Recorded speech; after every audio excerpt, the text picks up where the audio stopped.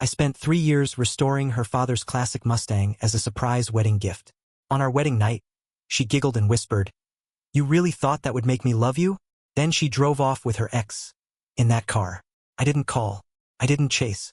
But last week, she was found sleeping inside it, outside my office, begging me to talk. 52 missed calls. I found a used pregnancy test in the glove box, still faintly warm. No note, no explanation, just that, the plastic truth stick, and a scent that didn't belong to my wife. That was 4 hours after our wedding, after the speeches, after the first dance, after she giggled into my ear in the hotel room and whispered the sentence that cracked my ribs from the inside. "You really thought that would make me love you?" She was talking about the Mustang, her father's 1968 GT Fastback, bullet green, the one that rusted in her family's barn for 2 decades after his stroke. She told me once, after 3 glasses of wine, that it was the only thing he loved more than her mother. Said he used to polish the chrome during chemo, even when he couldn't lift the rag. And I, idiot that I am, thought it meant something when she cried telling me that. So I bought the damn husk from her cousin under a tarp in Bakersfield. 3 years before we ever said, "I do." Hauled it across state lines. Found a guy in San Jose who specialized in dead dreams. I spent nights researching trim packages, hand-stitching seat covers to match her dad's original upholstery. I called in favors, missed work, burned through my savings and a quarter of my 401k. She thought I was spending weekends helping my brother through a divorce. I was underneath that car rebuilding what should have stayed dead. The morning of our wedding, I parked it outside her bridal suite, left the keys in a box wrapped in her father's old racing jacket. She cried, real tears, said it was the most thoughtful thing anyone had ever done for her. I believed her. We danced to Crimson and Clover. She clutched me like she never wanted to let go. Her aunt took a picture of us at golden hour that looked like a goddamn movie poster. She kissed my forehead and told me I was the safest place she'd ever known. And then, that night, hotel room, honeymoon suite, she peeled off her dress, unpinned her hair, sat next to me on the edge of the bed and said, "You really thought that would make me love you?" I thought she was joking. I laughed, and she laughed too, but hers was colder. Then she stood, grabbed the jacket from the closet, the keys from the dresser, and walked to the door. I followed, confused. "You're serious?" She didn't answer, just smiled like a girl on the last day of summer. "I needed something to drive," she said. Didn't want to take an Uber to Marco's. Marco, her ex, the one who'd cheated on her with 2 of her friends. The one she swore she'd never forgive.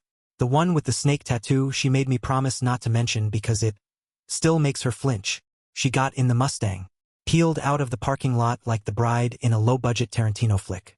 I didn't follow, didn't call, just sat on the bed, listened to the silence where our future used to be, checked out at 3 a.m., drove home, ripped the tuxedo down the middle trying to get out of it. My mom called 23 times before sunrise. Her mom called 37. I didn't pick up. Not because I was mad. I just didn't know what to say. What do you say when your life detonates so cleanly it leaves no shrapnel? I spent the next week on autopilot. Canceled the honeymoon. Froze the joint account. Packed her stuff in 4 boxes and taped a note to the lid. Send me a mailing address. I dropped them off at her cousin's house while he was at work. Left the Mustang's title in a manila envelope on top of the smallest box. Everyone told me she'd come crawling back. She didn't. Not for a year. Not until last Tuesday. I walked into my office, half asleep, still clutching a bagel in wax paper. And there she was, curled up in the passenger seat of the Mustang like a stray dog. Hair matted, barefoot, wrapped in what looked like one of my old hoodies. The hood was pulled tight, but I knew that slump, that fetal curl. I dropped the bagel. Her face through the windshield was blotchy, bruised in a way mascara can't fake. The same girl who once threw a mimosa at a bridesmaid for calling her fragile now looked like she hadn't eaten in 3 days. And taped to the steering wheel, a note, in block letters, "Please talk to me. I need help." I didn't know where else to go. Underneath it, a receipt for a motel in Victorville, dated 5 days prior, paid in cash. I knocked on the window. She flinched, then opened her eyes. I expected a performance, a sob, a monologue. Instead, she just held up my hoodie sleeve and whispered, "It still smells like you." I didn't answer. She tried to open the door. I stopped her with one hand. "Not here," I said. "You can't stay here." She looked down, nodded, didn't argue. But when I walked back inside, my phone buzzed. 1 missed call, then another. By noon, it was 52. No messages. No voicemails. Just silence. Like she wanted me to feel her presence, not hear her voice. Later that night, I went back outside. The Mustang was still there. Empty. But on the passenger seat, next to the pregnancy test I'd left untouched, was a Polaroid. Of me. Taken from behind. I was standing in front of the restoration shop 2 years ago, covered in grease, staring into the engine bay like it was a map of the stars. I flipped it over. She'd written, "You were always the better man. I just wasn't ready for that." No signature. No goodbye. Just that. And the scent of my hoodie in the air. Update 1. I agreed to meet her the next morning. Not because I forgave her. Not because I missed her. But because I needed to look her in the eyes and see what kind of ghost had crawled back into my life. We met at a Denny's off the interstate. Neutral ground. Fluorescent lights. Sticky booths. No history. She was already there when I arrived, sipping coffee with trembling hands, sleeves pulled halfway over her fingers like a kid trying to disappear into fabric. The Mustang was parked outside. Still spotless. Still gleaming. Like it hadn't been used to shatter everything I used to believe about love. She didn't look up when I sat down. Just stared into the cup like it might tell her what to say. I didn't speak either. Not until the silence made us both sick. "You're pregnant?" I finally asked. She didn't answer. So I repeated it. "Are you pregnant, Emily?" Her shoulders collapsed like a dying bridge. She nodded. I blinked. Waited. "For Marco." She shook her head. "No." And that was when she finally looked at me. Her eyes were black-ringed, bloodshot. But clear. Too clear. I didn't ask the next question. She answered it anyway. "I was never with him," she said, voice barely there. "Not after the wedding." I leaned back. "Then who?" I asked. "I don't know," she whispered. I laughed. Too sharp. Too loud. A passing waitress flinched. "You don't know who the father is?" Her silence was answer enough. I pressed both hands against the table to keep from shaking. My fingernails bit into the cheap vinyl. "I waited," she said suddenly. "I waited a full year before calling you because I thought I could make it make sense. I thought if I ran far enough, fucked enough strangers, starved myself of you long enough, it'd erase what I did." "You mean stealing the car?" "No," she said, meeting my eyes again. "I mean spitting on the only person who ever loved me without agenda. I should have walked out. Right then. But I didn't. Because I needed to know." "Why did you say that?" I asked. "Why on our wedding night? Why that sentence?"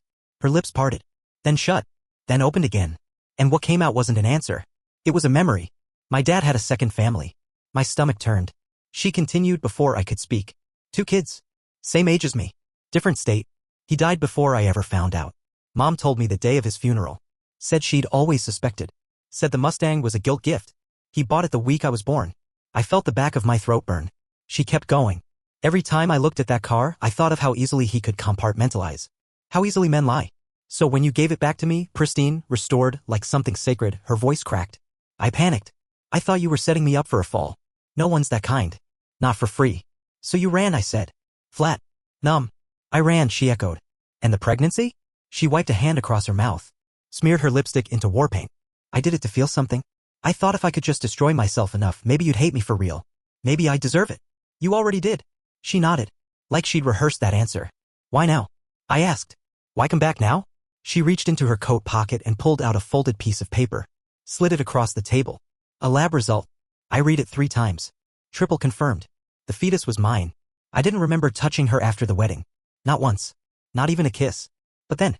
My bachelor party. 2 nights before the wedding. I'd been too drunk to drive. She came to pick me up.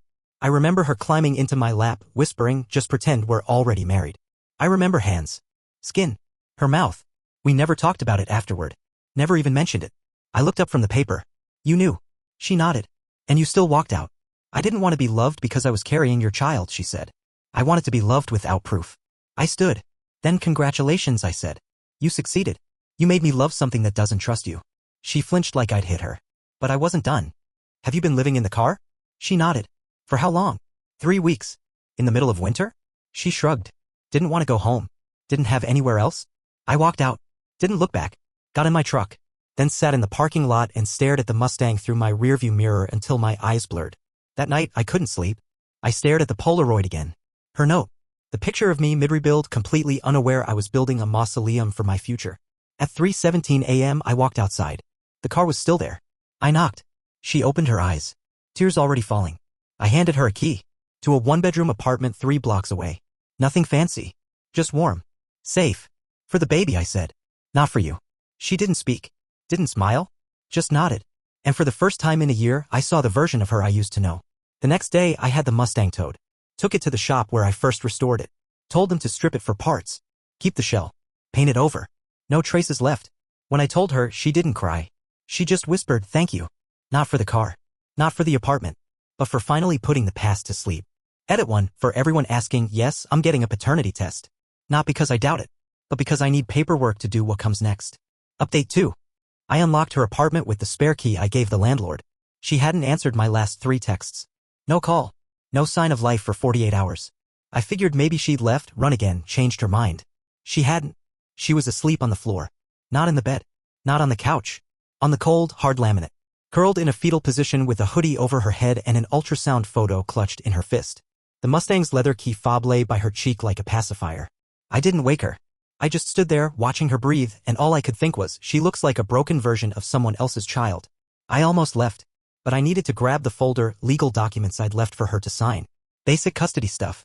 Emergency medical rights. Things she should have taken seriously if she really wanted help. I stepped into the kitchen to find it. That's when I noticed the wall. Right above the counter, taped with scotch tape and pins, was a collage. Of me. Photos. Clippings. Screen grabs of my old social media. A menu from the diner I used to work at. Even my LinkedIn headshot printed on cheap paper and cut into a heart shape. Notes in the margins. Handwritten. His favorite coffee. Never forget, June 3rd, first time he said, I love you. Apartment 104. Smells like pine. My stomach dropped. I kept reading. If I can't be his wife, I'll be his ruin. Below that, another sticky note. But maybe I can still be his mother. I stepped back like the words had burned me. That's when I saw the second wall. This one was covered in pregnancy journals. Not standard ones from the store. These were handmade. Sketchbooks. Doodles. Red ink ramblings about the baby. Except the entries weren't about parenting, they were scripts. Scripts of conversations we'd never had. Scenarios where I held her hand during labor. Where I forgave her. Where I built a second Mustang, together, as a family heirloom. Pages and pages of imagined reconciliations.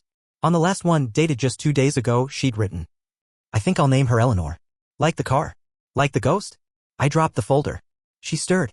Sat up. Looked at me. Eyes wide. I'm blinking. You weren't supposed to see it yet, she whispered. See what? I asked. But I already knew. She smiled.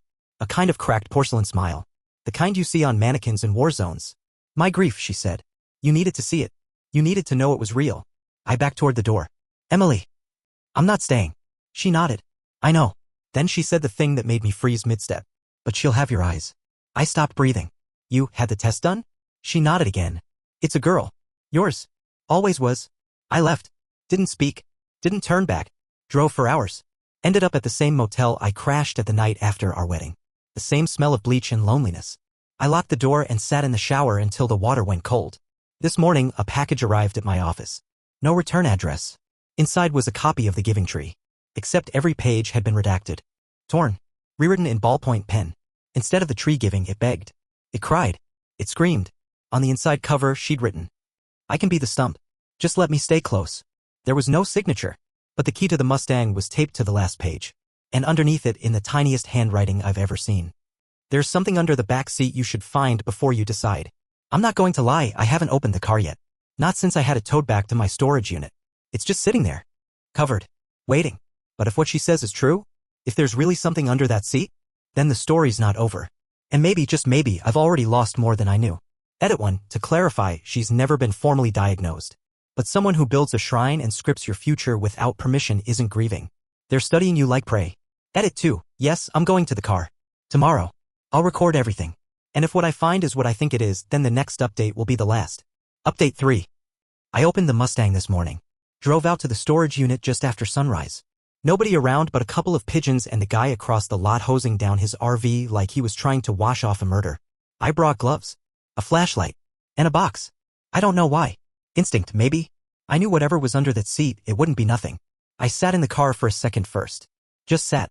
Let the smell hit me. Dust and vinyl and something sweet that didn't belong. The driver's seat was adjusted too close for me. She'd been living in here, curled up, marinating in her fantasies like a shrine. Then I reached under the back seat. At first, nothing. Then my fingers caught something, a thin plastic edge. I pulled. A photo album. Black leather. Cracked spine. No label. I opened it. First page, a picture of us. From 3 years ago. Me holding her on the hood of the Mustang before the rebuild. I remember that day. She just said, don't fix it too much. I love it imperfect. Next page?